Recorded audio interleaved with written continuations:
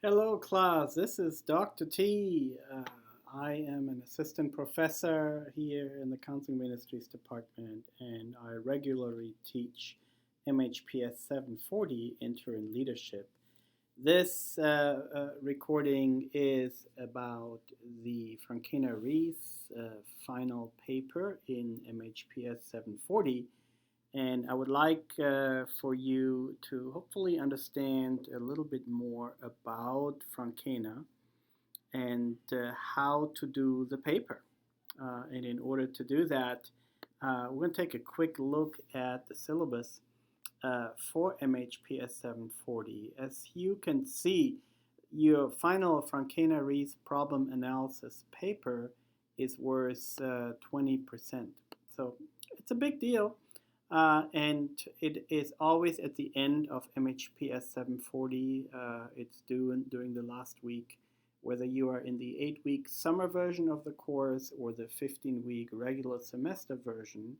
And it is a good idea to plan for this paper, work on it regularly, so it's not going to be something you have to put together during the last 2 days of the course. So please think long term, think about Frankena-Ries and your final paper from the get-go, and start to put it together early in your course. So the assignment itself, if you look at the syllabus, is explained right here in your syllabus. Please look it up in your syllabus. It is something where you are to show your understanding of Frankena's boxes applied to an issue or a problem there that you would like to see being solved or being addressed. Frankena's boxes is something we will go through in a second so you understand Frankena's boxes better. And we are going to be using a simplified version of Frankena. Frankena himself has passed away in 1994.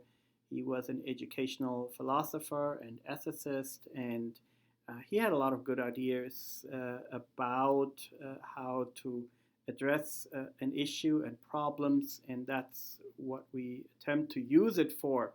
But we're going to use a simplified version, and I'll be teaching that in a second here. But go through your instructions here.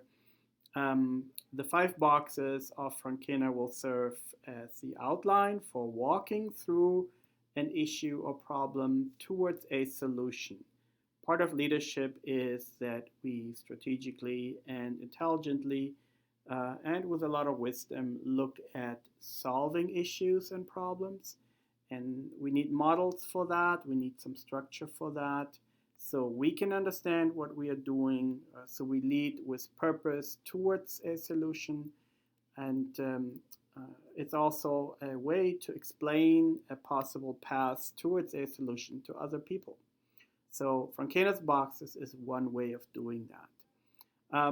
So at the end, you'll get an analysis of a problem that you would like to see addressed.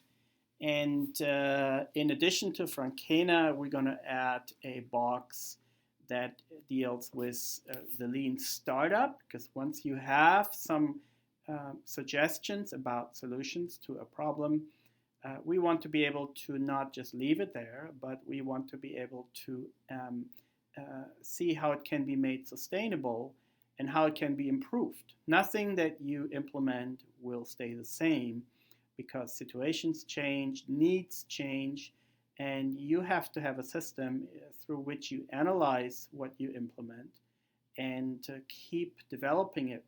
And the lean startup is a way to do that. In particular, there is such a thing as the build, measure, learn feedback loop, and I want every student to understand that and use it after they read the book by Eric Ries, and then learn how to apply Ries to your Frankena problem and solution that you have come up with. Okay? It's a short paper. Concise writing is something we would like for everyone to continue to learn how to do. It's an APA paper, and we would like there to be the the title page, the abstract, and references in APA style. So be sure to demonstrate APA well at that stage towards the end of the course. Even though we're very graceful in the beginning, everybody should know APA and should be able to apply basic APA rules to their papers. So that's the syllabus. Now let's take a look at Frankena and the application of Frankena boxes according to a pastor. This is a Prezi presentation by Andrew Weygandt. Not sure where he is. I'm sure he's moved on in his life. But he used the Frankena model and applied it to his church. And I'm going to use that as an example for you to actually, hopefully, understand Frankena's boxes a little better. And you can definitely use the boxes as they are discussed here. You can certainly use that for your own purpose, okay, for your own paper. Now, having said that, the Frankena model here that you are going to be using only needs to have the content of each box. You don't have to use the metaphor of a tree and incorporate that into your paper. So the tree is not important here. It's a metaphor, a picture. We don't need to use it. But what goes into each box is actually pretty crucial. So Frankena's boxes starts out with box A. That box is called the ultimate purpose. That's your big idea. It is what you or your organization would like to solve, what you're aiming for. It's a general description of that. And in your paper, it's usually no more than 5 to 10 sentences. Okay? So want to keep it short and sweet. You only have 6 to 7 pages, but it needs to be clear. What is it that you like to see or what you would want to address? In the church by, Pastor Weygandt's church, he says the big idea is something along those lines. We want to love God and our neighbors. Okay, that might be it. Or we want to follow God and His will. They're both big ideas, but they need to be developed. The big ideas is what you start with in box A. In box B, you're moving now to the context. What is it in which you find your big idea being positioned? That is your geographical area, your city, your neighborhood, your culture, and all of that is crucial in giving some texture to the big idea. Okay, so take a close look at what this might look like in Pastor Weygandt's example. He is in Littleton, Colorado, or was, again, no idea where he is these days. Littleton, Colorado. That's the suburbs of Littleton, Colorado. It's a lot of American materialism. People are somewhat outdoorsy and laid back. There are many homeless Christians. Those are people who are maybe once went to a church, but kind of like, not going much anymore. Maybe Christmas, maybe Easter. There's also a high school that is pretty significant. A lot of kids in that high school, and they are part of that arena or influence of the neighborhood. And there is an appreciation for microbreweries, people making their own beer. So that's the context. Context is important. In your paper, I would suggest that you add some numbers. How big is the city or the neighborhood? How many people live there? What is the demographic makeup of the neighborhood? All that adds context to box A. Box A and box B together then allow you to think about details for box C, and box C is what we would say are the goals. They are vision-oriented and long-term. They're not tasks, they're goals. Because you know A, the big idea, and because you know the context, box B, and you've described it well, now you can think about logically what would be some goals that come out of that. Okay?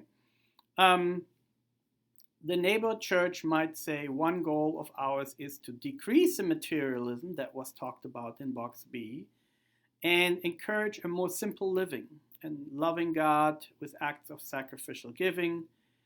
Another goal might be to create space for people to worship and for it to be a healing place for those that may have been hurt by church or have gone away from being part of church, a local church. And then a third goal might be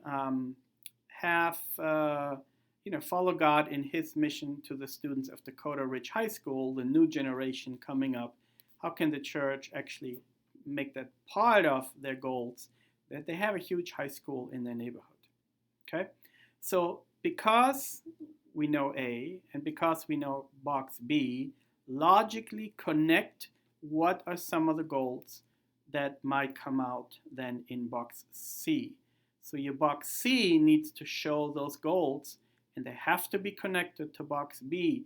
If not, it's just random kind of goals that are not connected, and that would then, decrease your demonstration of understanding Frankena's boxes. Demonstrate that you can logically connect those boxes. Now in box D, the fourth box, we look at methods. And the methods are what Frankena then describes as the ways in which you operate and strategies you use. Think about your philosophy on how things are supposed to be accomplished. You've established some goals. How is that going to get accomplished? Using the example, the neighborhood church might say, we believe in approaching things creatively. That's a method, creativity. Focusing on relationships. That's a philosophy instead of programs. And being generous without expecting things in return and in meeting in our mission field. So these are all ways of thinking about approaching ministry that dictate the neighborhood church's ministry style. That's box number D, your methods. Having gone from methods now, we are now approaching box E, and those are the practices of the things that you actually do. So that's kind of your day-to-day implementation. From going from the general idea, box A, to the context, box B, the goals in box C, the methods in box D, now box E, we are looking at the actual practices that are being done in order to implement that. So you have ultimate purpose, box A. Here we go. And then box A is informed by box B, the context. Then out of that grow the goals, logically. And then these are informed by methods, and then you move into practices, and for that, the practices, they may look like, in this example, regular corporate worship with creative interactive opportunities, working to connect homeless Christians in healthy relationships rather than plugging them into cookie cutter programs, things like that might then work out as something that describes this particular examples. And then finally you see the fruit. Seeing the fruit is obviously then what this church hopes to accomplish, not randomly, not just without any kind of thinking about how they're going to do it. They applied Frankena's boxes and hopefully were able to contextualize their ministry in that particular fashion. Okay. Galatians 5:22 to 23. But the fruit of the Spirit is love, joy, peace, forbearance, kindness, goodness, faithfulness, gentleness, and self-control. Against such things there is no law. Hallelujah. So that's the presentation by Weygandt. That is an example of what we're looking for in the Frankena paper. Ries, then you add that as a last box. As mentioned before, Ries then is designed then here to look at the build, measure, learn feedback loop. That's our recommendation in the syllabus here, that you not only read the Ries book so you understand the whole thing, but you also learn how to apply build, measure, learn feedback into the Frankena-Ries paper. So it is logically applied to the Frankena's boxes that you've run your big idea and your issue through. Okay? Hope this helped. This is a short lecture on Frankena-Ries. Your professor can talk more about it. I'm also willing sometimes if I teach, of course, I'm available to discuss these things in office hours. When I don't teach the class, another professor is in charge. But if you follow Frankena-Ries as discussed here, build your paper throughout the course. Don't wait till last minute. And, make sure that you understand Ries in addition to that. And read some of the sample papers available under course resources. You will be just fine. And to make sure APA is applied, look at the rubric. We always look for APA. It's not a big issue, but it's enough that when you miss it and you don't do proper APA style, you end up with unnecessary point deductions. And sometimes,